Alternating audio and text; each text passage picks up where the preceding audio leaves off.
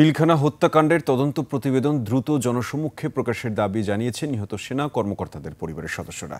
একই সঙ্গে জড়িত কেউ যেন বিচার থেকে রেহাই না পায় সে বিষয়ে সরকারের কঠোর ভূমিকাও কামনা করছেন তারা। নিরাপত্তাহীনতার সংখ্যা উল্লেখ করে নিরাপত্তা নিশ্চিতের দাবি জানিয়েছেন শহীদ পরিবারগুলো। আকবর হোসেন সুমনের রিপোর্ট। জাতীয় স্বাধীন তদন্ত কমিশন বিডিআর হত্যাকাণ্ডের প্রতিবেদন জমা দিয়েছে প্রধান উপদেষ্টার কাছে। কমিশনের প্রকাশিত আংশিক তথ্যে ওই ঘটনায় বিভিন্ন রাজনৈতিক ব্যক্তির নাম ও আন্তর্জাতিক সংশ্লিষ্টতার ইঙ্গিত পাওয়া যায়। রাজধানীর রাওয়া ক্লাবে সংবাদ সম্মেলনে প্রতিবেদনের প্রতিক্রিয়ায় দ্রুত পূর্ণাঙ্গ প্রতিবেদন ওয়েবসাইটে প্রকাশ এবং দোষীদের গ্রেফতার করে আইনের আওতায় আনার দাবি জানান নিহতের স্বজনরা।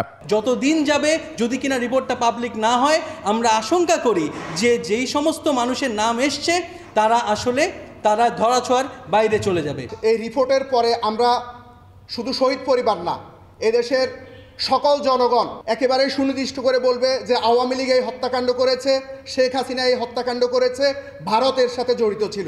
16 বছর এতিম হয়ে ঘুরেছি, শরীরে সেনা রক্ত, এখানে কোনো কম্প্রোমাইজ হবে না। There will be no ifs or buts.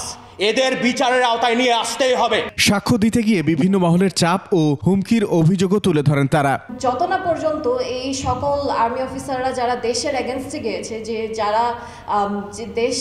এই সকল আর্মি অফিসার তাদের নিজেদের ভাইকে বেঁচে দিয়েছে শুধু কিছু র্যাঙ্ক পাওয়ার জন্য, তারা যতক্ষণ পর্যন্ত সিস্টেমে আছে ততক্ষণ পর্যন্ত আসলে দেশ স্বাধীন হয়নি।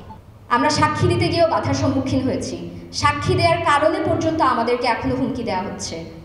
আপনারা দয়া করে আমাদের নিরাপত্তাটা নিশ্চিত করার জন্য যা করা প্রয়োজন আমরা হাত জোর করে আপনাদের কাছে সেটি চাচ্ছি। বিডিআর হত্যাকাণ্ডকে রাজনৈতিকভাবে ব্যবহার না করার আহ্বান জানান নিহত সেনা সদস্যের পরিবার। আকবর হোসেন সুমন, 21 টেলিভিশন, ঢাকা।